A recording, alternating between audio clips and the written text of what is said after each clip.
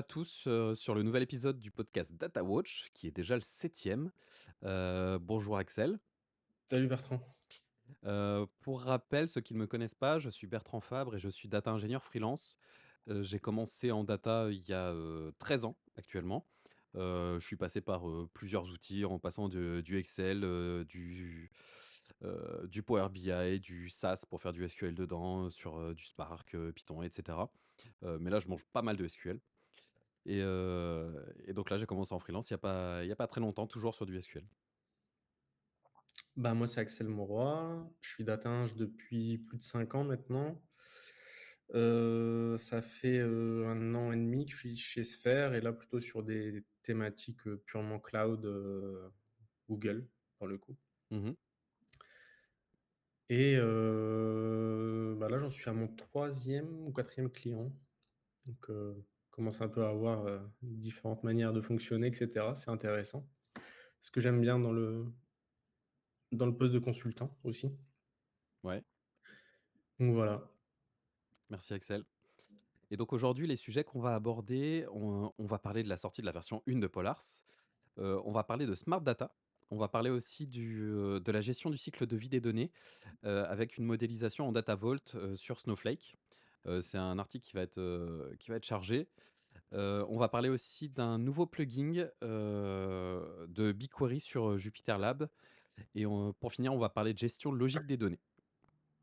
Donc là, on va commencer par parler de la version 1 de Polars. Donc, déjà, je sais plus si c'était la semaine dernière ou il y a 2 semaines, on parlait déjà de la sortie 1 de DuckDB. Donc il y a pas mal d'outils là qui commencent à sortir leur première version. Donc derrière ça, c'est vraiment, le fait que ce soit une version stable et prête pour de la production. Mmh. Pour rappel, Polars, c'est une librairie qui met à disposition des API Python ou Rust. C'est écrit en Rust. Et elle permet de gérer les données sous forme de tableaux qu'on appelle, plus communément en data des data frames. Et donc là, c'est un article donc de Polar, il a été publié le 1er juillet. Je ne sais pas si la release c'est le 1er juillet aussi, mais en tout cas l'article, qui annonce ça, c'est le 1er juillet. Et donc là, ce qu'ils annoncent, c'est la fin, de la séparation entre l'API et l'implémentation. Pour rappel, l'API, c'est vraiment ce que nous, on va utiliser, au niveau du package, donc ça veut dire les fonctions, les méthodes et l'implémentation, c'est vraiment le code qui est vraiment exécuté derrière. L'avantage de bien séparer les 2, parce que des fois on sépare pas les 2, mais l'avantage, c'est de se dire: «Tiens, l'interface utilisateur», donc qui est l'API, ça sera toujours la même. Par contre, nous, le code, on va l'optimiser derrière. Mais il y aura aucune, modification pour l'utilisateur. Et donc là, ils annoncent qu'ils ont bien fini, ça. Les gros changements aussi qu'il y a eu avec, cette sortie en version, 1, c'est au niveau du moteur. Donc là, ils parlent de moteur de streaming, mais je vais rester sur, le moteur de gestion des données avec Polars. Il faut savoir que Polars, pour être rapide et parallèle, il découpe les données en petites unités que eux ils appellent des morsels, heu ce qui permet de traiter en parallèle, les données. Et il parlait aussi d'utiliser la capacité de Rust, c'est-à-dire qu'il y a une fonctionnalité dans Rust qui s'appelle des machines asynchrones, que je connaissais pas du tout, dans Rust, et ça permet, vraiment de structurer les opérations sur les morsels dont je viens de parler et d'éviter les dépendances entre les traitements. Donc le plus possible d'être en mode distribué et en mode, parallèle. Il parle aussi qu'avec la version 1, ils ont mis en place les traitements en mode, duo. C'est-à-dire qu'il y a que 2 méthodes, on va dire, de gestion de la donnée. C'est en mode push. Ça veut dire que là, tu vas envoyer ta donnée. Une fois que tu as fini ton opération, tu vas envoyer ta donnée pour qu'il y ait une autre série d'opérations dessus. Et il y a le mode pull. Ça veut dire qu'au moment où tu as besoin d'une certaine donnée, il va aller prendre la donnée de quelque part pour après faire un push, et cetera. Mais en gros, il va vraiment optimiser les données dont il va se servir. Hem, il parle aussi que dans cette version, ils ont mis au plus proche, du processeur les données. Pour rappel, donc on a une mémoire sur disque, des SSD ou des disques durs.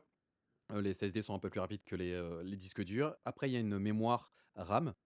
Donc ça, c'est une mémoire, plus volatile. Ça veut dire qu'une fois que l'ordinateur s'éteint, tout est vidé, dans la RAM. Mais il y a aussi une autre partie, de mémoire cache, de mémoire qui est très proche, du processeur. Très proche du CPU, ce qui veut dire que les calculs vont être beaucoup plus rapides dedans. Et apparemment, dès qu'ils le peuvent, ils essayent de mettre, les données au plus proche du CPU. Mais clairement, les capacités, c'est pas les mêmes. C'est comme quand on passe, du SSD, on peut avoir, 1, 2, 3, 4 téras. Quand on passe de la RAM, bah, là, déjà, on est plus sur de 8, 16, 32 gigas. Mais quand on passe sur du cache, à côté du CPU, là, ça peut être en kilo-octets, peut-être maximum du mégaoctet. Hem Et pour rappel aussi, donc là, ils ont parlé de ça dans l'article, mais c'est clairement pas spécifique à la version 1, c'est que Polar, lui, gère les données en mémoire RAM. C'est aussi pour ça que c'est plus rapide, et en streaming. Et donc l'avantage derrière, c'est que Polars peut, dépasser, la capacité de RAM, qu'a la machine. C'est-à-dire si on a un fichier, je sais pas de quelques centaines de gigas, on peut le charger quand même dans la machine. Ça veut dire que toutes les données vont pas être chargées en RAM bien sûr, mais il y a selon l'opération qu'on va faire, il y a une partie des données qui vont être chargées, traitées, il va y a une autre partie et cetera. C'est-à-dire qu'on pourra traiter tout le fichier même s'il dépasse, si on a que 16 gigas de RAM. Il y a 2 autres annonces qui ont été faites aussi avec la version 1. C'est que Polars va prendre en charge l'accélération GPU. Il parlait de NVIDIA Rapids, donc ce Mmh. qui va permettre d'aller encore plus vite que ce qu'il y a là. Sûrement moins vite que mettre en cache, processeur, mais en tout cas ça va aller encore plus vite. Et la dernière annonce, c'est que Polar annonce travailler sur Polars Cloud. Donc ça, c'est vraiment la mode, c'est comme, avec DBT Cloud aussi. C'est le fait que l'organisation met à disposition les ressources nécessaires, pour faire monter Polars à l'échelle. C'est-à-dire simplifier la mise à l'échelle de Polars, en échange d'une tarification, bien sûr. Et là, apparemment, ça va commencer dans la version 1 par contre, avec, la fonctionnalité de pouvoir lire des datasets, Hive. Donc pour rappel, Hive, c'est un data warehouse dans lequel on peut faire de l'analytique et du traitement avec un langage très proche du SQL qui s'appelle HiveQL. Toi, qu'est-ce que tu en penses, Axel, de cette version et de toutes les annonces dont je viens de parler pour Polars? Ben, des bonnes évolutions, hein, du produit clairement, qui sont déjà, implémentées chez d'autres, éditeurs. Mmh.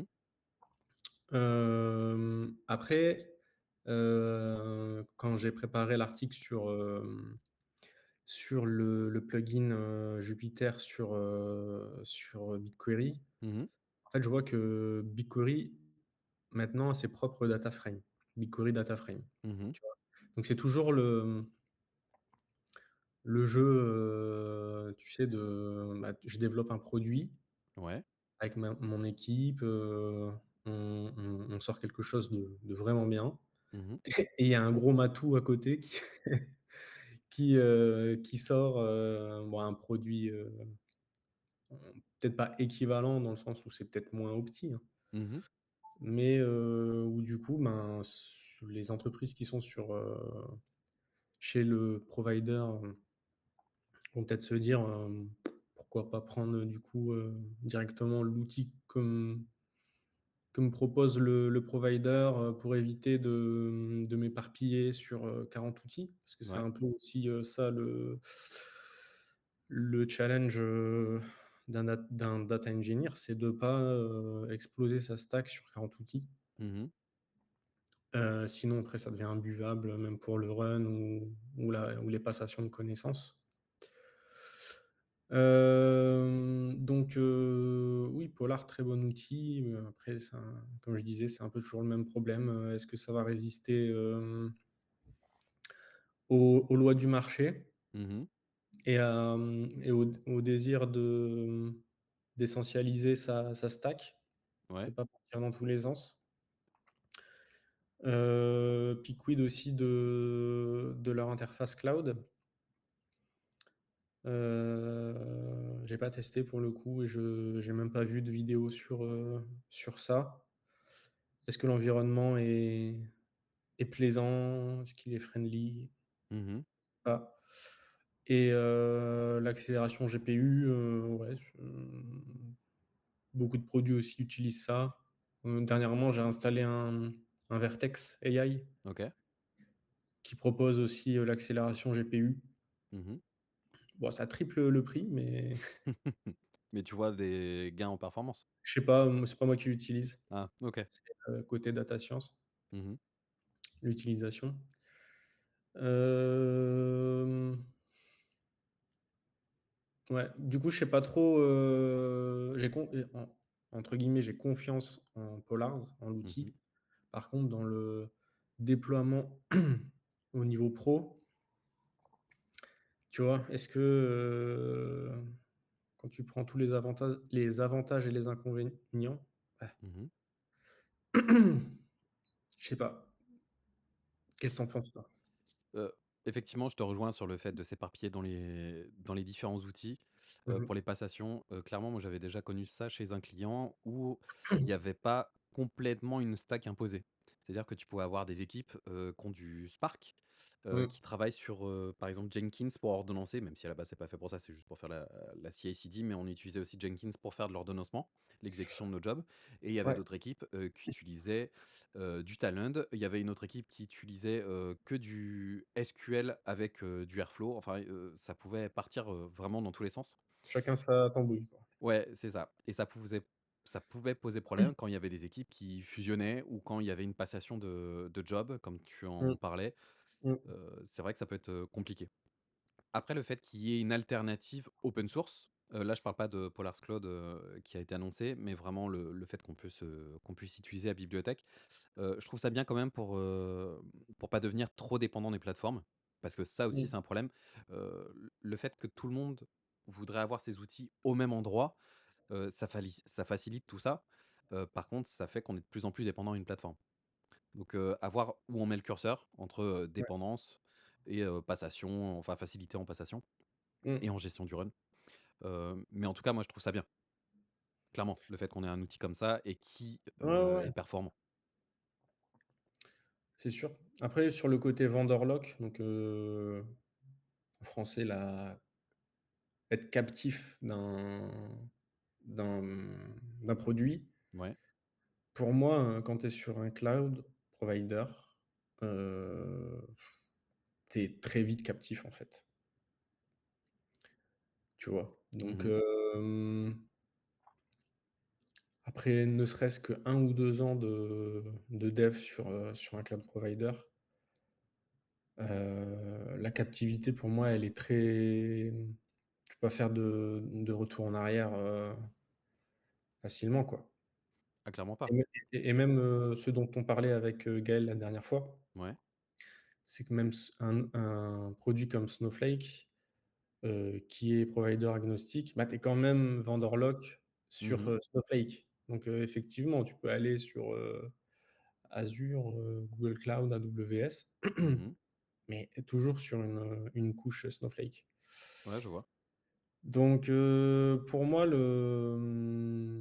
j'ai un peu un avis tranché, mais je suis ouvert à la discussion. C'est que, j'ai plus peur d'être vendor lock maintenant. OK. Parce que, tu vois, tu vas plus te casser la tête, pour une éventualité qui est peu probable d'ailleurs. Mmh. Parce que va parler à toute une DSI de changer de provider, je suis pas sûr que ce soit bien accueilli déjà, tu vois? Ils ont déjà des roadmaps, super tendus. Mmh. Mmh, clairement, la migration en fait, elle peut être faite pour moi aujourd'hui, si tu veux passer sur du cloud. Ouais. Mais changer de provider, j'en vois pas l'utilité pour le coup. Parce que les 3 principaux sont bien, hein, tu vois? Mmh. J'ai pas vraiment de préférence, j'utilise Google, mais je peux pas juger les autres parce que je les connais pas bien Mmh. à l'utilisation. Heu, mais je pense que c'est du même acabit.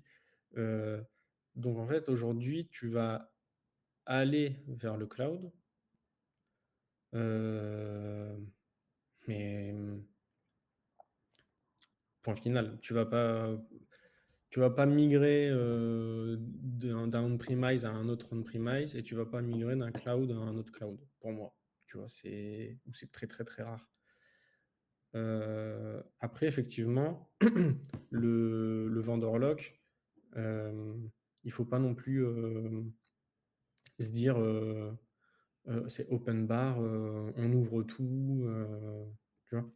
Ouais, je vois. Heu, sur, comme on dit, pas mettre les œufs dans le même panier, Mmh. mais quand tu sais où est le panier et que tout le monde sait où il est, c'est quand même plus facile, quoi. Ouais, bien sûr. Tu vois? Alors que si tu fais les œufs de Pâques, ben, c'est compliqué, quoi. Et que tu dois aller chercher partout, donc ouais, mais c'est les questions, qui sont posées fréquemment, hein, dans dans la vie quotidienne de d'ingé, pas qu'en data d'ailleurs. Mmh. Mais ouais, à voir. Mais après Je ce que je trouve, possible de faire, c'est par exemple DBT. Lui, on Ouais, va dire que c'est un framework et qui peut se brancher à plusieurs cloud providers ou plusieurs bases. Ce qui veut dire ouais, que tu as déjà une certaine ouais, logique qui est implémentée, ouais, heu, carrément. surtout du SQL et lui, par contre, il peut se Mmh, connecter à certains, et là, il peut changer. Par contre, mmh, effectivement, tu pas la même possibilité, si est-ce qu'il y a des vues matérialisées, par exemple, pas sur, Redshift, sur Snowflake? mmh. Je crois qu'il y en a, pas mal. Oui, ça tend à être sur les mêmes principes, je Mmh. pense. Mais encore une fois, tu es vendor log sur DBT du coup. Là, effectivement, tu es vendeur sur DBT. Donc le vendor lock, il est inévitable de toute façon. On va pas se mentir, et c'est même pas forcément une lubie des éditeurs, hein, mais c'est compliqué, quoi. Après le vendor lock, DBT, tu peux utiliser la D'autres pas du partie open tout. source. Donc ça veut dire que tu peux juste utiliser un certain, cloud provider, pour faire de l'exécution de DBT. Le Mmh. fait, de faire, une machine Docker, exécution et cetera. Mmh mh. Avoir un cloud provider qui va exécuter, sur lequel va être exécuté les scripts SQL.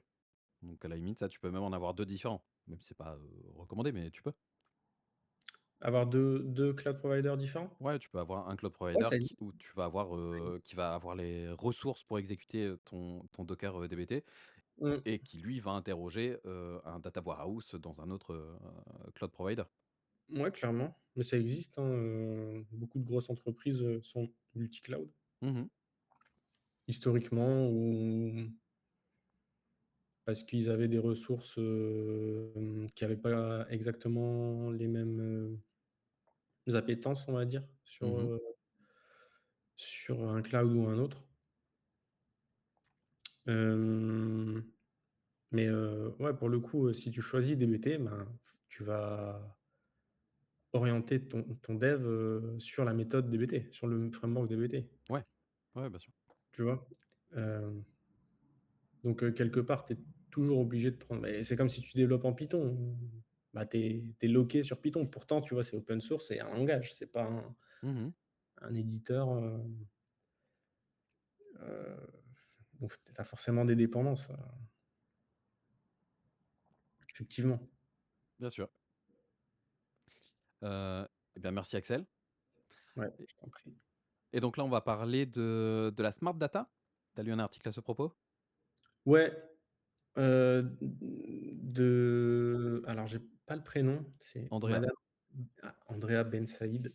Mmh. Bah, smart data, ça m'a intrigué juste quand j'ai vu le titre. Mais au final, je spoil un peu. Mmh. J'étais un petit peu du coup, je suis resté sur ma faim, on va dire. Parce qu'elle propose le terme de smart data. Donc, en gros, c'est extraire les données, on va dire les plus pertinentes, pour les valoriser. Mmh. Et voilà, elle a raison, c'est qu'on ramène de plus en plus de données dans la data platform. Il y a des données, je sais pas toi, à combien tu estimes, ta connaissance, si tu prends tout ton volume de données dans ta data platform, Mmh. combien de pourcents tu connais? Wow, franchement pas énorme. Pas énorme, hein. Tu Mmh. vois, moi pareil, je dirais, encore moi ça va, c'est pas un je sais pas, chez un client qui traite des téras de données par jour, mais je suis aux alentours de 20 ou 30, tu vois? Et déjà C'est déjà pas c'est mal. Moi, tu vois, j'aurais dit 5. ouais, mais du coup, toi, tu es tu es dans une entreprise plus grosse et Mmh avec mh. beaucoup plus de données. Donc effectivement, il faut rationaliser, l'utilisation, bah, de notre source. Hem, donc ouais, il y a un processus, de sélection des données. Donc il faut que ce soit, qualitatif. Ça, on a déjà, je pense, assez parlé des sujets de qualité de données Mmh. et il faut que ce soit, pas trop long à traiter, tu vois? Il faut ménager, sa monture Ouais. et ses coûts, du coup. Mmh. Hem, Après sur le terme smart data, elle parle de données intelligentes. Mmh. Je suis pas d'accord avec ça, parce que des données, ça reste des données et c'est plutôt, bah, notre boulot qui va faire que, elles vont devenir intelligibles, tu vois? Ouais, OK. C'est comment transformer la donnée en information. Ouais, voilà, c'est ça. Mmh mh. Heu, donc il y a beaucoup de bénéfices. Tu vas pouvoir, bien trier tes données, les valoriser. Ça va faire, augmenter, les connaissances de tes métiers sur, bah, sur les clients, sur les fournisseurs, sur toute la vie, en fait, de l'entreprise et tous les Mmh. acteurs. Tu vas mieux gérer tes risques, tu vas mieux, optimiser la journée aussi de tes collaborateurs. Mmh. Tu vois, moi, je sais pas si toi tu as remarqué, mais en data, en fait, il y a une partie, insight, tu vois? Donner de la connaissance, mais il y a aussi une partie, faire gagner du temps aux gens aussi. Ouais. Tu vois? Le rapport, qu'ils doivent, extraire de tel, CRM ou de tel, outil comptable ou de stock machin, qui doivent faire un TCD, copier-coller, pour faire leur reporting et le transmettre par mail à je sais pas qui, tu vois? Mmh. Avec un tableau de bord partagé aux bonnes personnes, avec, un glossaire, un truc bien propre. Ben, Ouais. en fait, tout ça, ils le font plus, quoi, tu vois? Et Mmh. ils sont tous, alignés sur, qu'est-ce qu'il y a dans mon dashboard, à quelle heure ça a été, quoi date les données. Mmh. Donc ça, pour moi, c'est vraiment pour moi le vrai côté smart, en fait. Je trouve qu'elle a pas insisté sur ça. Mmh. Heu, donc le smart data, je veux bien. Après, c'est faire de la data, en fait. Ouais. Tu vois? Smart data, oui, c'est un concept sympa, c'est un branding sympa, hem, mais qu'est-ce qu'on faisait avant? On faisait pareil, tu vois? On extrayait, je sais pas, j'ai Ouais, du mal, j'aurais dit ça pareil, ouais. Mmh. j'emploie des mots trop On faisait compliqués une pour extraction. un podcast. Donc oui, on faisait une extraction, de quoi? Des extractions de données, Mmh. qu'on passait par une phase de raffinage, et d'exposition pour valoriser, en fait, la donnée. Mmh. Donc je vois pas ce qu'il y a de nouveau, pour le coup. Hem, Soit, en fait, c'est un article, tu sais, qui est très, grand public, Mmh.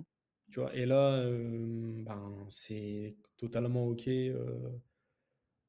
parce que je pense qu'elle voulait utiliser des termes qui parlent à tout le monde et plus imagés.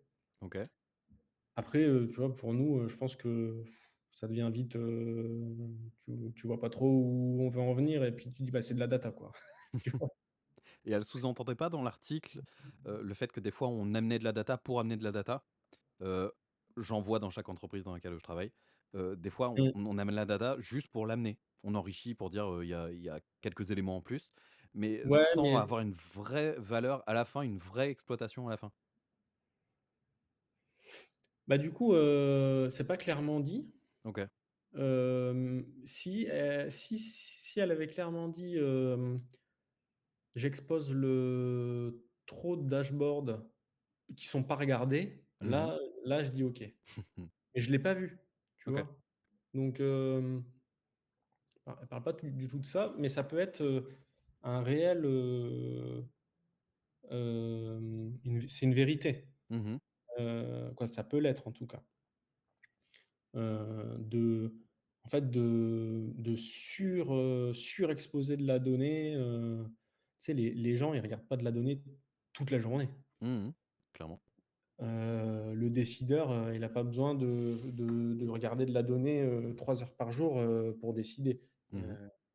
Donc effectivement, là, on peut parler de smart data dans le sens où, quelles sont les données essentielles à ton modèle décisionnel. Mmh. C'est un peu le 80-20, tu vois? Ouais, ouais, je vois. Et il faut viser les 20 de données, qui représentent 80 de la valeur, dans la boîte. Ouais. Quoi, en tout cas pour ton job dans la boîte. Donc ça, c'est totalement OK. Donc, je pense que alors c'est pas du tout pour critiquer, Mmh. mais je pense dans cet article, on a raté des points qui pouvaient être, creusés super intéressants. Ouais. Après, c'est pas si facile que ça. Heu, Parce que tu vois, je suis pas un grand écrivain, hein. J'ai écrit 2 articles, tu vois? Le gars qui se la ramène, mais il a écrit que 2 articles. Mais c'est difficile d'écrire en fonction de l'auditoire? Ouais, De l'auditoire, l'audience? Ouais. de l'audience, Mmh. les personnes à qui tu parles. Ouais. Tu te dis: «Ah non, mais là, je suis trop vague. Ouais, mais là, je suis trop technique. Ouais, mais» tu vois? Et c'est dur de trouver, ben, une ligne éditoriale, Adapté à ton audience. adaptée à ton audience Mmh. et à ce que veulent les gens, tu vois? Mmh. Je suis d'accord. Parce que tu fais un article, c'est pour être lu, quoi. Donc, c'est peut-être, moi qui ai trop vu l'article selon mon prisme Et c'est normal. et oui.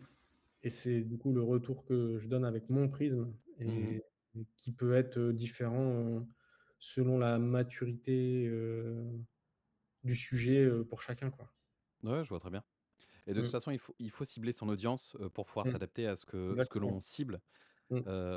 Tu sais, je sais plus si c'était la semaine dernière ou dans un autre épisode, en tout cas de podcast, tu me demandais un peu comment je faisais, la veille et je t'expliquais que moi, les articles, quand je les parcours, si jamais il y a trop de technique, il y a trop de code dedans, je le vire. Moi, ça peut m'intéresser, mais en tout cas, l'audience que je cible, c'est pas une audience complètement technique. Je C'est veux que ce pas soit pour, la veille que tu partages, c'est pour ta veille perso. pour les 2.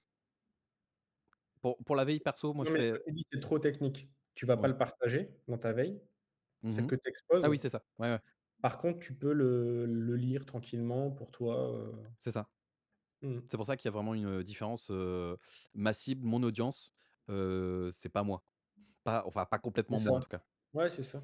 Mmh. Moi, j'ai envie d'aller plus loin, mais j'ai envie que les messages, passent et je pense que s'il y a quelque chose qui peut être trop technique par rapport à l'audience que je veux, ça peut ne pas passer les messages. Ouais. Non, tu as raison. Mmh. Merci Axel.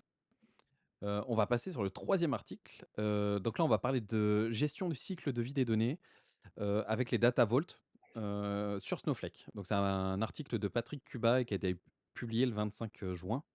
Accrochez Heu, vos ceintures. ouais, clairement, ça a été challengeant de préparer l'article. Déjà, je me suis dit qu'il fallait définir, enfin parler de 2 termes. Donc déjà, au moins pour rappeler, Snowflake, c'est un cloud, spécialisé dans tout ce qui est stockage, traitement, analyse des données et il est compatible, c'est une surcouche, on va dire, à des cloud providers comme, AWS, comme GCP, comme, Azure. Donc c'est vraiment une application qui vient se brancher dessus.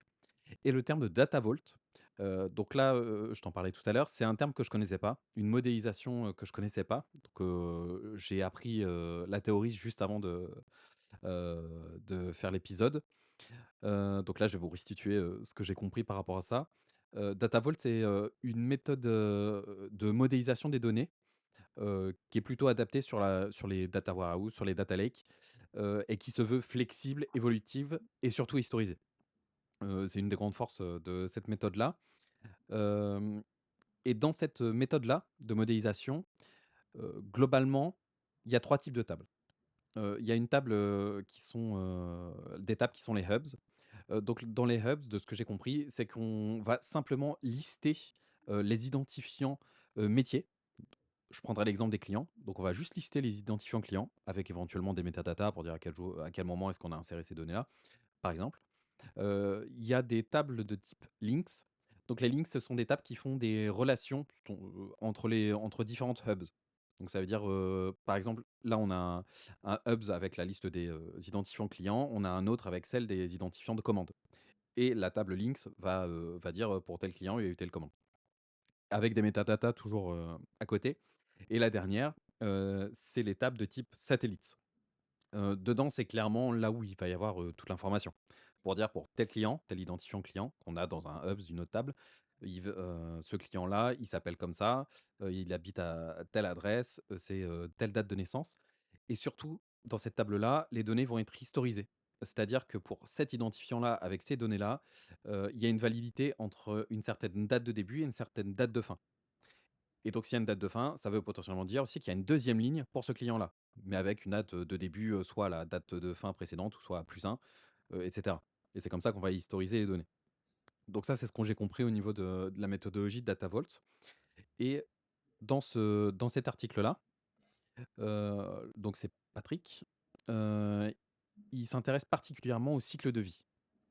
Pour rappel, le cycle de vie des données aussi, c'est, tout ce qui est, tous les pratiques, les processus qui permettent de gérer les données de leur création jusqu'à leur suppression. Et donc là, ce qu'il aborde, ce sont différentes manières, je ne vais pas parler d'étapes, mais plutôt différentes manières de gérer le cycle de vie, via du Data Vault et sur Snowflake. Donc là, les 2 premières méthodes dont il a parlé, ce sont des méthodes qui sont, propres à Snowflake, même si peut-être sur, d'autres, cloud providers, il y a possibilité d'avoir un équivalent. La première méthode de gestion de vie des données, il parle du time travel de Snowflake.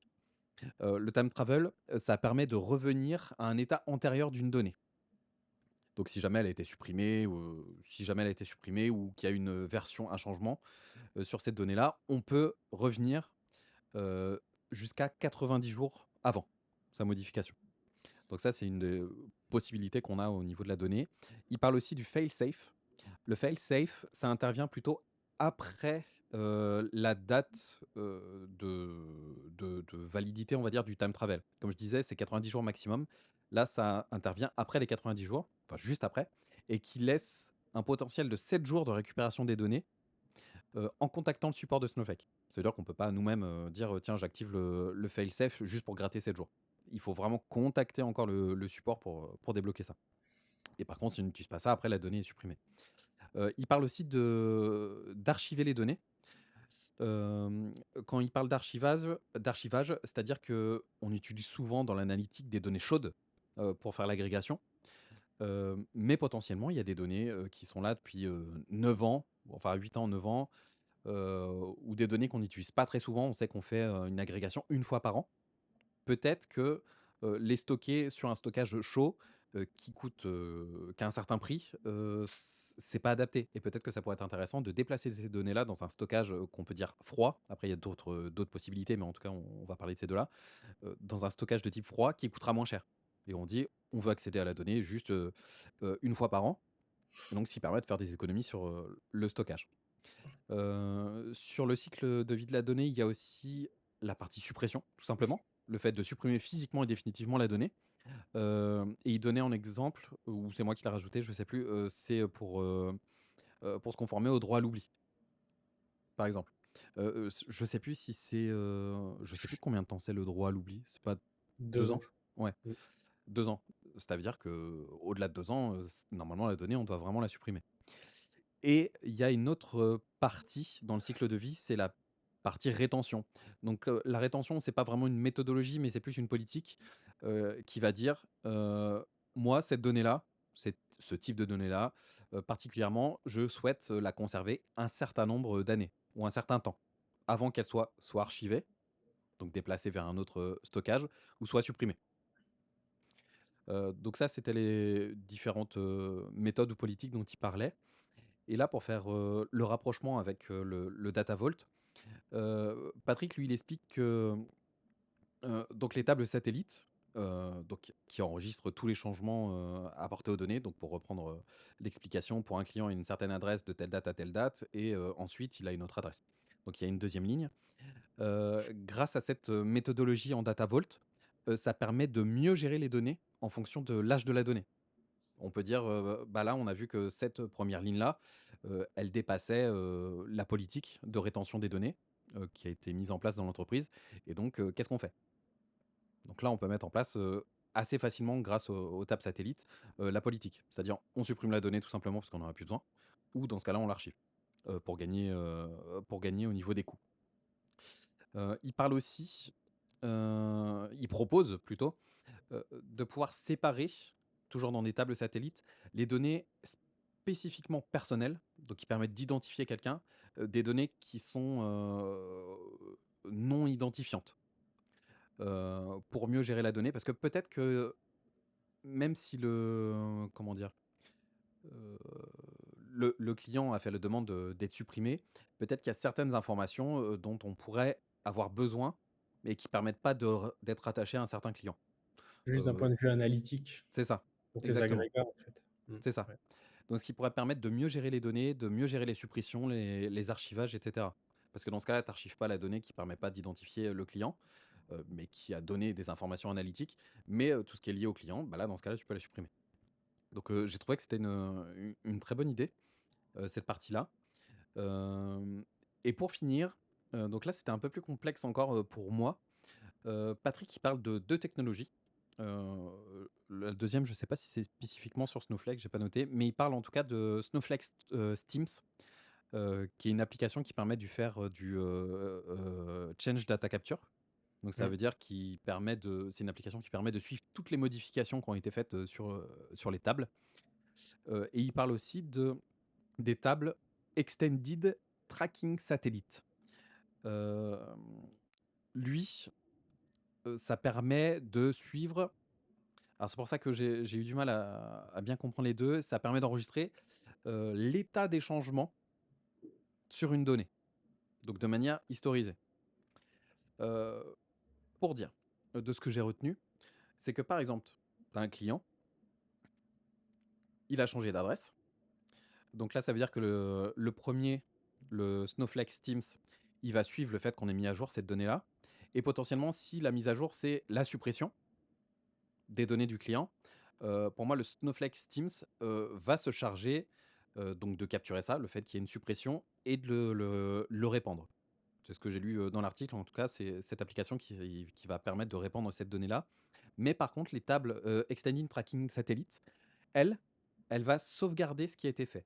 C'est-à-dire que pour un client dont je parlais, on va dire cet identifiant client-là, à telle date, il a été purgé ou archivé ou il y a eu un truc dessus. Il va juste mettre l'état qu'il y avait dessus. Par contre, peut-être que le client, il n'existait plus dans le satellite client, ça veut dire qu'il y a plus aucune donnée sur le client. C'est juste cet identifiant-là, il a été purgé, supprimé et cetera. Ce qui veut dire que si jamais il y a un client qui vient en magasin et qui dit: «Bah, c'est bizarre, moi, par exemple, j'ai plus ma carte de fidélité ou elle est plus activée, je peux plus me servir, de mon compte, client», pour des bonnes raisons peut-être. On va potentiellement pouvoir revenir sur ce client. On a un certain identifiant client, on l'a plus dans les bases, plus aucune trace. Par contre, dans la table, XTS, donc Extended Tracking Satellite, on va pouvoir dire: «Ah tiens, ce numéro client-là, il a été supprimé». Donc on va pouvoir revenir et gérer la donnée, comme ça, avoir C'est des un peu informations. une table de log, hein, en fait. Ouais, c'est vrai que ça ressemble à ça, Ouais, ouais. exactement. Donc sur le Data Vault, déjà de manière générale, j'ai trouvé ça intéressant. La modélisation, le fait de passer en hubs, link et satellites. Mmh. Particulièrement dans l'article, le fait de pouvoir séparer les données, vraiment, personnelles et non personnelles.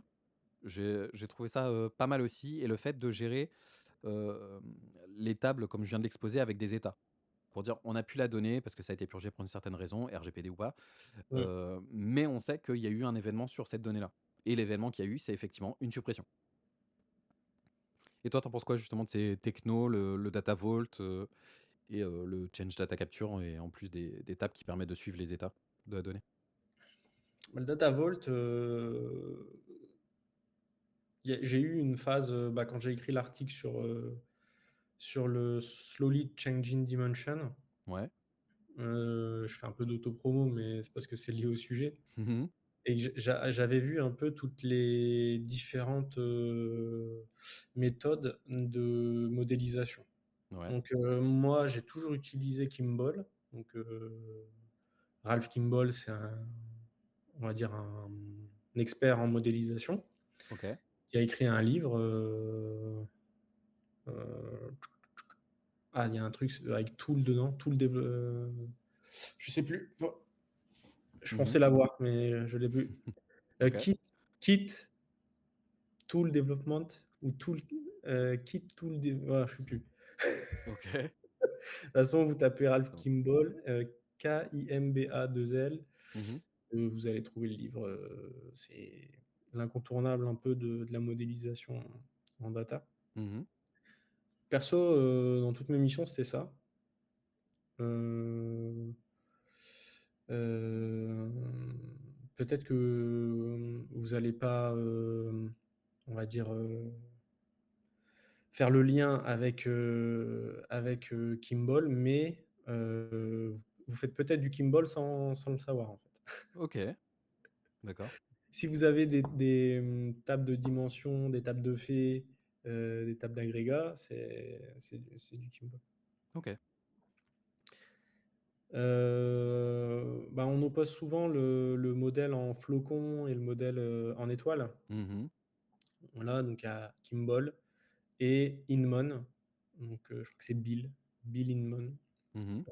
Donc pendant des dizaines d'années, c'était un peu, les 2 modèles, concurrents, on va dire. Même si eux, ne sont pas concurrents du tout, hein. Ils disent que autant l'un que l'autre, se valent et que c'est juste une histoire de méthode. En Mmh fait, mh.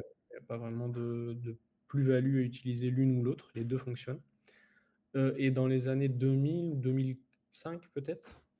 Début des années 2000, il y a eu, le cette méthode de data vault. Ouais. Heu Si tu vas sur Reddit, tu as des fanboys de data vault, tu vois? Ils jurent que par ça, c'est un peu, l'équivalent de Rust, tu sais, pour les langages, OK.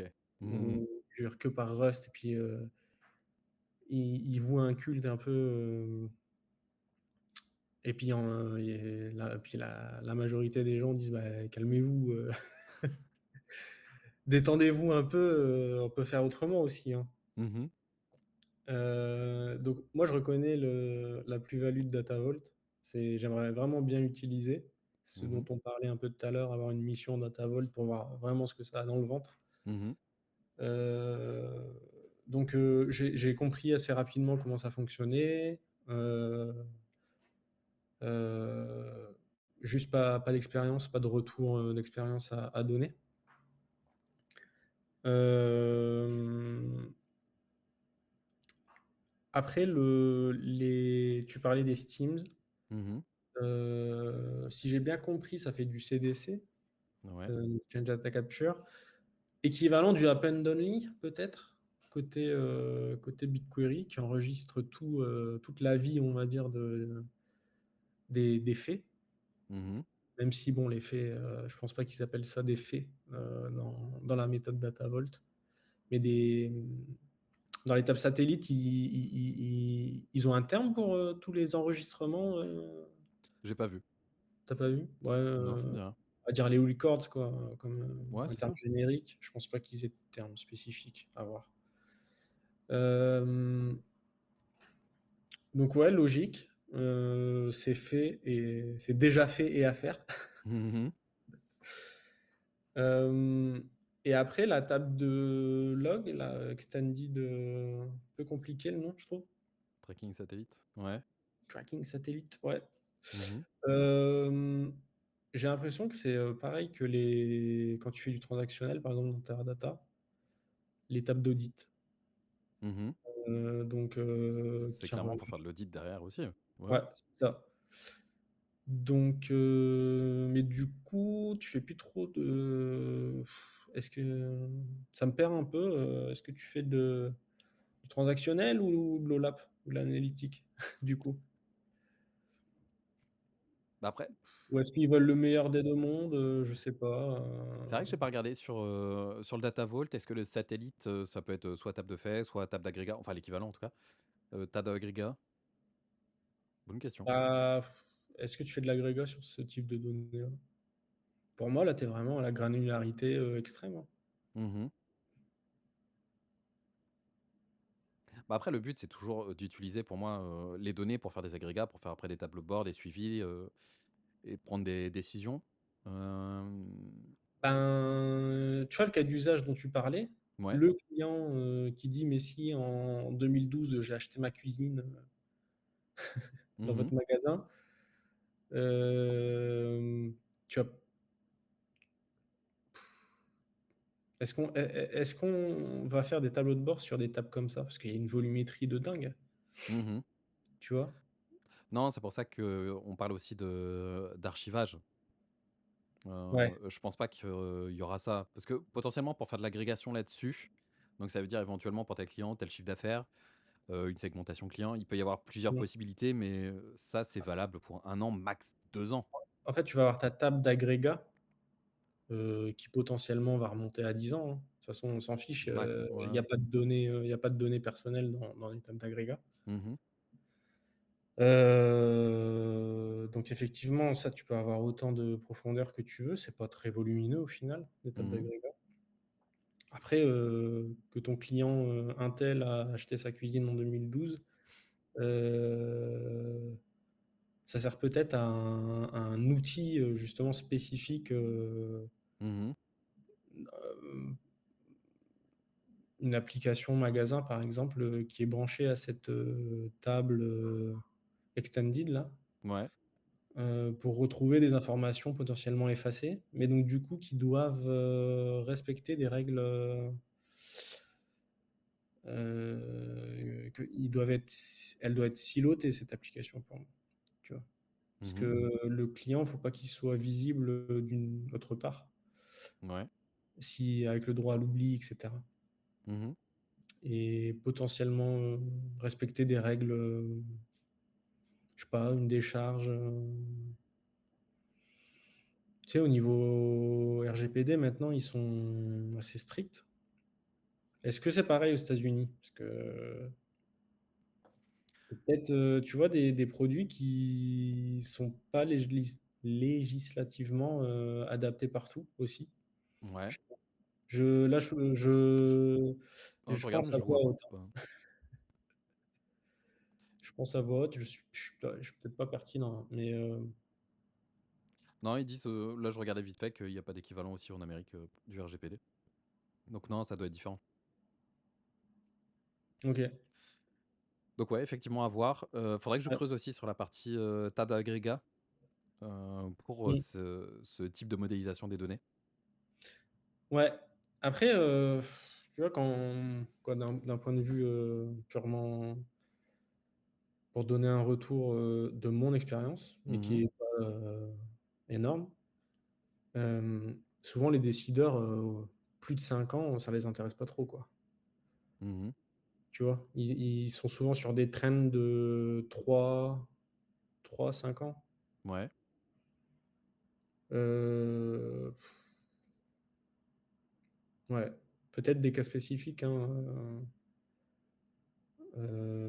des cas spécifiques qui nécessitent 10 ans, mais ouais, j'ai du mal à m'inscrire dans les cas d'usage, spécifiquement, Mmh. que ce soit aussi vieux. Mais Parce que après, on se fait peut-être des idées, hein. C'est peut-être purement pour des données, de quelques années maximum et puis, Bah, effectivement, je pense qu'il faudrait creuser parce que là, dans l'article, c'est vraiment la gestion du cycle vie des données. Là, ils Mmh. mettent en avant que le data vault s'y prêtait bien, si on souhaite, décider d'archiver, de supprimer, la donnée Ouais, selon, une politique de rétention. ouais. Mais effectivement, là, on manque d'expérience là-dessus. Il faudrait qu'on creuse, Mmh. clairement dessus et l'application dans une mission, ça pourrait être le top Ouais, ouais, bah, pour après se rendre compte. c'est ce qui est, quand j'ai une idée, je préfère tout le temps la développer, en l'appliquant. Parce Ouais, c'est que clair. des fois, tu te rends compte que, ouais, non, en fait, c'est pas ça me sert pas tant que ça. Tu vois? Donc Mmh. ou un truc, que tu pensais, un peu de la pinaille, au final, tu dis: «Ah ouais, mais je ferais tellement plus sans maintenant». Heu, donc ouais, heu, à tester. Ouais, Mais exactement. comme on disait tout à l'heure, en off, le data vault, ça se monte pas du jour au lendemain. C'est Ah non, un bien sûr. changement de paradigme, changement de méthode en fait, de modélisation, totale, avec plein d'adhérences, partout du coup, forcément. Mmh. Donc c'est plutôt un choix d'archi, d'origine Ouais. initiale. Tu changes rarement, je pense, de ça se fait pas, je pense, de changer de méthode de modélisation au cours d'un projet, Bah, j'ai déjà connu ça chez un client, même, si ça ouais. s'éloignait pas trop, mais, il y avait, initialement une utilisation en mode ODS-CDS. Je CDS, c'est quoi? hem, je crois que c'est Consolidated Data Storage et ODS, en gros, ODS, c'est la phase de staging. c'est la phase de données brutes. C'est-à-dire que tes données brutes, elles arrivent sur l'EDS et après, Ouais, c'est ton ça. traitement arrive sur le C'est, CDS. Pour le dans haut sa de ODS, je sais plus purité, ce que c'est. ouais. Original Data Storage, je sais plus. Mais en tout cas, on utilisait ça et Mmh. après on est passé sur une phase de bronze, silver et gold, Ouais, par exemple. Donc là, c'est ça change un petit peu. Operational Data Store. Comment? Operational Data Store. Ouais, voilà, pour l'ODS, ouais. Donc ça peut arriver, mais j'en ai connu que dans une seule entreprise pour l'instant. OK. Et ça restait à peu près pareil, on avait des tables, dans le CDS, il y avait quand même des tables, de faits. Je sais plus si on utilisait le terme fait, mais on avait des tables de faits, des tables d'agrégats dedans. Donc après le fait de dire, bon en fait, l'ODS, c'est l'équivalent du bronze. Après les tables de faits, c'est plutôt sur la partie silver et les tables d'agrégats, c'est plutôt sur la partie gold. Ouais, Globalement, c'est on met juste dans les bonnes cases. Ça ouais, révolutionne pas la modélisation qui était déjà mise en place. ouais. Et c'était toujours en ELT du coup? Tu centralisais, Ouais, en bronze, mais tu gardais pas tout? c'est ça, OK. exactement, OK, OK. exactement. Ouais, donc tu rajoutes une couche en fait. Mmh. OK. Merci Axel. Et là, on va parler de la preview du plugin BigQuery Jupyter Lab. Est-ce que tu peux nous en dire plus? Ouais, bah, donc du coup, rapidement, Jupyter Lab, quoi, Jupyter, Mmh. c'est un notebook qui est, ben, je pense le plus utilisé, par les data scientists, notamment sur la suite Anaconda. Tu as utilisé toi déjà Anaconda? Ouais. Ouais, donc c'est un Anaconda, c'est une suite d'outils, fait pour les data scientists notamment. Mmh. Et un des produits phares, c'est Jupyter. Mmh. Donc il y a 2 avantages, c'est que tu peux exécuter quoi, on va dire les 2 principaux, c'est que tu peux exécuter du code directement dans, bah, dans leur genre de cellule, Mmh. heu, dans sur le notebook, du code Python par exemple, ou avec, du Pandas dont on a déjà parlé. Mmh. Tu vois du coup tu peux l'exécuter directement et ça te donne, le rendu, sur le notebook, et c'est collaboratif. Donc tu peux envoyer un notebook à un de tes collègues, pour Mmh. qu'ils potentiellement puissent, voir ce que tu fais, le retravailler, faire un fork et cetera. Mmh. Hem, la très bonne idée, mais qui est évidente, hein, de de Google, c'est que, ils se sont dit, «On va mettre Jupyter directement, disponible via BigQuery». Mmh. Donc tu lances ton notebook, heu, tu as l'interface, de ton notebook directement sur, Google Cloud, branchée à ton BigQuery. Donc, tu as tous tes datasets, tes tables et cetera disponibles dans ton notebook. Donc tu es pas obligé de switcher, à chaque fois pour pouvoir te repérer. Donc c'est vraiment une interface centralisée. Mmh. Donc, voilà, c'est vraiment cette offre, d'une expérience intégrée, notamment pour requêter tes bases de données BigQuery en SQL. Mmh. Tu peux visualiser, je pense même que tu peux gérer directement tes tables dans le notebook Jupyter. Tu sais, OK. si tu veux les en dev, hein, bien sûr, si tu Mmh. veux les modifier, ou créer des tables et cetera. Mmh. Hem, Tu peux aussi, non pas orchestrer, des jobs, Mmh. notebook, OK. via cette interface. Donc, tu peux, en attendant, de transmettre ça pour industrialisation à des data eng, faire tourner, pendant un mois, ton modèle, ou je ne sais quel autre, job, dont tu as besoin, Mmh. pour le tester, l'éprouver pendant un certain temps. Hem, donc voilà, tu peux même gérer tes métadonnées. OK. Tes schémas de table, tu peux explorer tes métadonnées, de BigQuery directement dans le notebook. Mmh. C'est facile à installer, tu as juste à activer, le plugin. Donc voilà, c'est super, optimisé au niveau de ton workflow. Donc Mmh. en fait, tu es plus productif, c'est ça te facilite, comme on parlait tu sais, d'avoir, ton environnement chez un même, provider tout à l'heure. Ouais. Bah, en fait, il participe à ça. Forcément, c'est le but des chefs de produits, chez Google ou quoi. On parle de Google là, mais chez tous les providers. Mmh. C'est que, le chef de produit, BigQuery va vouloir, forcément, un notebook disponible, pour que son produit soit plus attrayant et plus sympa à utiliser. Mmh. Le chef de produit, je sais pas moi, Airflow, heu, il va potentiellement donner de son savoir pour proposer l'orchestration, dans Jupyter. Mmh. Mmh, est-ce qu'il j'ai pas vu sur quoi ça s'appuyait, OK. la solution d'orchestration. C'est peut-être pas sur Airflow, mais et quand je dis Airflow, c'est Composer, parce que Ouais, sur GCP, c'est Composer, ouais. Mmh. faut pas tout mélanger. Mmh. Hem, ou est-ce que c'est seulement c'est quoi le cron, sur Google Cloud? Heu, Je sais pas. le produit tout simple là où ça m'énerve. Heu, non, c'est pas Workflow. Si? Non, je sais plus.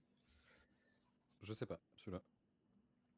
Hem, donc ouais, tous les chefs de produits en fait, ils veulent, heu, faciliter la vie, aux utilisateurs. C'est logique. Cloud Scheduler. Cloud Scheduler, voilà, ouais. Et c'est tout Mmh. simple. À chaque fois, Google, c'est cloud, et le mot le plus simple possible après. Mmh. Cloud storage, cloud logging, cloud function, Mmh. tous les faire. Hem Il y a juste BigQuery, ah, il y a aussi Big, tu vois? Big Lake, BigQuery, Ah ouais. Bigtable. Mmh. Hem, donc ouais, je vais enfin finir ce pourquoi j'étais parti. Ça va dans la lignée en fait, des les objectifs, des chefs de produits, Google. Mmh. C'est de faciliter la vie utilisateur et de faire qu'ils aillent pas voir ailleurs en fait. Je Mmh. pense que c'est simple, mais c'est leur but d'offrir une expérience intégrée, à leurs produits et de s'accaparer, un peu toutes les idées, tu sais, tout à l'heure on parlait de Polars, Mmh. ou de DBT, ben, ils font Dataform, Ouais. qui s'inspire, très, très grandement de DBT. Ils font, pour, heu, pour l'équivalent d'un Polars, ils ont Dataproc, Mmh. au final. Même si c'est plus lourd, hem, ils le proposent dans de fon ah bah non, ils ont BigQuery DataFrame maintenant. Qui C'est prend vrai que j'ai le entendu parler de ça il y a pas longtemps, ouais. Ouais, qui prend le, mmh, bah, les cas d'usage, quoi, qui répond aux cas d'usage de Pandas, Polars et cetera. Mmh. Donc bah, voilà, c'est un peu le hashtag c'est pas du jeu, mais on est gros et de toute façon, on peut mettre l'argent pour, développer ce qu'on veut donc ouais, c'est un peu la loi du marché, quoi. Et donc là, le plugin, Ouais, ça veut dire que, par exemple, tu es en local sur ta machine, tu as déjà un Jupyter Lab, d'installé. ouais. Tu installes facilement ce plugin-là, ce qui va permettre d'avoir dans Jupyter Lab des nouvelles fonctionnalités liées à BigQuery. Donc comme tu le disais, tu as Alors, ta liste de tables c'est que vrai que tu peux. tu as raison de soulever ça, j'ai pas précisé, Mmh. mais tu es en local, si tu fais appel à BigQuery, quoi, à des tables BigQuery, la ressource va s'exécuter sur l'environnement BigQuery. Par contre, si tu fais du code, Python, un print hello world, Mmh. ça va s'exécuter sur ton local, OK. tu vois? Mmh. OK, je vois bien. C'était pas ta question? Ouais, ouais, je vois bien. Donc tu Mais peux effectivement, tu peux travailler en local, sans problème, et utiliser les appels, à BigQuery, sans complication, quoi. OK. Et donc le prérequis aussi, c'est d'avoir le SDK, d'installer de Ouais. Google sur, sa machine et de Mais l'avoir configuré. je me demande s'il est pas par défaut, en fait. Ah, Parce via que l'installation du plugin? ouais, parce OK. que en fait, j'ai vu pour l'installer, tu fais un pip install, Jupyter, Lab, Mmh. Jupyter Lab-BigQuery. Ouais, Dans la doc, il y a rien d'autre. c'est vrai. OK. Donc pour moi, en fait, il J'étais en est train de regarder. intégré, Mmh. par OK. défaut, en fait, le SDK, il est intégré pour moi et OK. l'API est activée, OK, ça marche. Faudrait que je le teste, ça m'intéresserait bien ça. bah, faut dire, ce qui est, pour faire de la discovery, c'est parfait, quoi. Ouais, clairement. Bah, c'est le but des notebooks de toute façon. Ouais, ouais, Parce que j'avais déjà entendu parler, qu'il y avait plusieurs entreprises qui avaient essayé de mettre en production des notebooks. Je crois qu'il y avait du ouais, Databricks qui essayait de faire ça et peut-être d'autres. ouais. Mais apparemment, ceux qui Ah faisaient ça, ils ça étaient pas convaincus. ça coinçait Voilà, apparemment, ouais. donc clairement. Bien, merci. Pour finir, on va parler du dernier article, c'est la gestion logique des données, par Soni Penjabi et publié aussi le 25 juin. Dedans, je rappelle 2 termes, donc ETL, ELT. Pour l'ETL, ce terme-là, c'est le fait d'extraire la donnée d'un système source, de la traiter en live et de la déposer vers le système cible. Alors que ELT, donc pareil, on l'extrait d'un système, source, on va la déposer sur le système cible, on va faire les traitements à partir de ce système cible pour le laisser sur, le résultat sur le système cible. Et là, dans l'article, Sony, dit qu'en plus d'avoir, ETL, ELT, comme gestion des données, il y a aussi, la gestion logique des données. Par gestion logique des données, ce qu'il explique, c'est que c'est c'est une surcouche, aux applications sources. Ça veut dire que tu vas plus avoir besoin de prendre ta donnée d'un système source, la copier sur un autre. Là, le but, c'est que, ça soit directement branché sur le système source, heu, via ce qu'ils appellent des connexions logiques, et l'utilisateur va passer par cette couche logique de données, cette surcouche. Ça veut dire que tu peux avoir plusieurs systèmes sources, tu vas avoir une couche tu vas avoir une surcouche logique, c'est et qui va permettre, d'unifier les données. Donc ça veut dire, c'est un peu comme maintenant, en général, on met toutes les données, hein, au même endroit, donc on centralise les données à partir de différents systèmes sources, que là, ça va directement être une surcouche qui va te donner la même visibilité pour l'utilisateur. Ça veut dire que tout semble centralisé, alors que derrière, il y a différents systèmes sources. Ce qui permet, d'avoir de la donnée en temps réel. Parce que là, actuellement, tu avais besoin donc de prendre ta donnée, de la déplacer, de la traiter pour la remettre à disposition. À partir de là, elle pouvait être consommée, cette donnée-là. Que là, maintenant, à chaque fois que l'utilisateur va dire: «Ah bah tiens, j'ai envie d'utiliser cette table-là, les données de cette table-là», en fait, la surcouche logique va directement, comme une vue, aller se brancher sur les systèmes sources pour fournir à l'utilisateur le résultat attendu. À savoir aussi que la couche de traitement est faite à la volée. C'est-à-dire que l'utilisateur, lui, il veut, je sais pas, l'agrégation, du chiffre d'affaires, et ben le système va aller directement sur les différentes transactions du système source. Il va faire l'agrégation à la volée, et retourner le résultat, à l'utilisateur. Hem, donc j'ai trouvé ça intéressant, parce qu'il y a plus besoin de déplacer la donnée, donc il y a plus de copie de la donnée et potentiellement des dérives, parce que peut-être qu'il y a une évolution sur le système source de la donnée, et quand tu dois après appliquer ces changements sur le système, cible, des fois tu as des reprises d'historique à faire, et ça peut, selon comment c'est codé, selon c'est fait, engendrer une régression, donc engendrer des nouvelles problématiques. Là, tu as plus ça, vu que c'est directement branché au système source.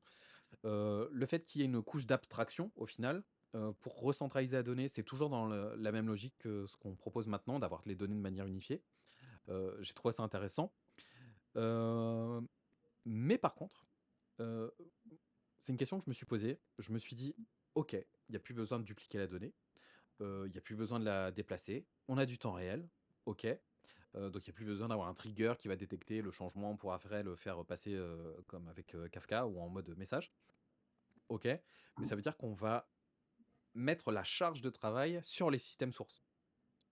Parce qu'on va déplacer cette charge. Avant, c'était sur les systèmes cibles où il y avait toute la charge de travail, mais maintenant, ça va plutôt être les systèmes sources. Et je me dis, dans ce cas-là, il va falloir réussir à dimensionner le système source. Parce que si on ne dimensionne pas suffisamment, ça veut dire qu'on peut péter les quotas, les ressources du système source, et potentiellement avoir un impact auprès du client. Mmh. Et pour moi, les systèmes sources sont pas aussi bien gérés que ce que tu peux avoir sur, par exemple, des bases analytiques comme BigQuery, qui sont vraiment serverless. Ça, c'était le point d'attention. Donc, l'outil en lui-même, la façon de procéder, j'ai trouvé ça très intéressant. Mais par contre, je trouve qu'il y a un gros risque qui est porté sur les systèmes, opérationnels. Je sais pas ce que toi t'en penses? Ouais, ça rejoint, en fait, ce que j'avais, développé la semaine dernière sur la data fabric. Mmh. Donc effectivement, l'architecture logique, mais je te rejoins complètement, hein,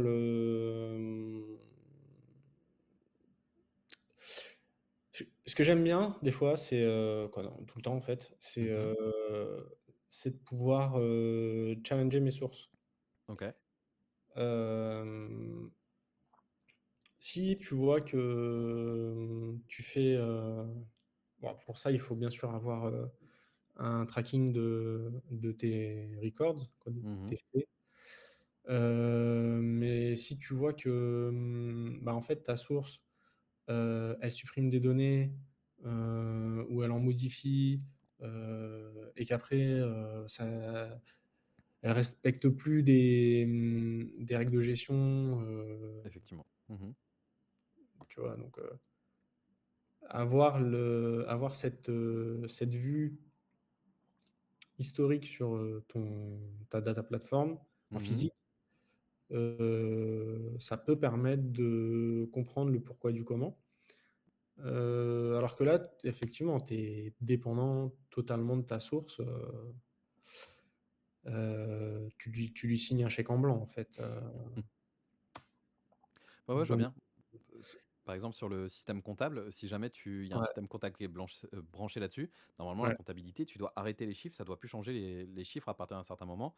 Là, mmh. potentiellement, effectivement, ça peut être modifié, ça peut provoquer des risques. Donc il y a pas Puis mal de risques, au final. s'ils font une erreur, et qu'ils suppriment de la donnée, tu vois? Pas et que tu as pas de time travel, disponible sur la source, tu vois? Parce Ouais. que tout n'est pas encore, sur le cloud forcément, et cetera. Mmh. Parce que l'architecture logique, tu peux mixer, en fait, tes sources, tu peux, avoir des données qui sont sur le cloud, et des données qui sont on premise, Ouais. aucun souci.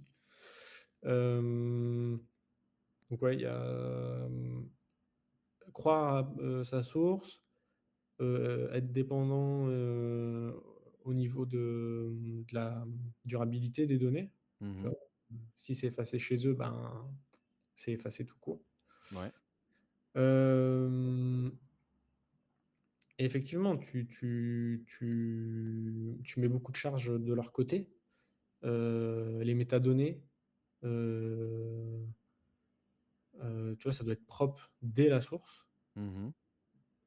et du coup, la gouvernance, ben, faut qu'ils se la tapent aussi. Mmh. Ouais, donc je pense que c'est plus d'un côté, c'est plus simple parce que tu as pas à développer des flux et à tout ramener de ton Mmh. côté. Mais d'un autre côté, tu dois pester quoi des fois, Bah, ça augmente les risques, en ça fait, sur la oui, donnée. en fait, c'est beaucoup plus la centralisation de la data, elle est, heu, plus faible, je trouve, concrètement.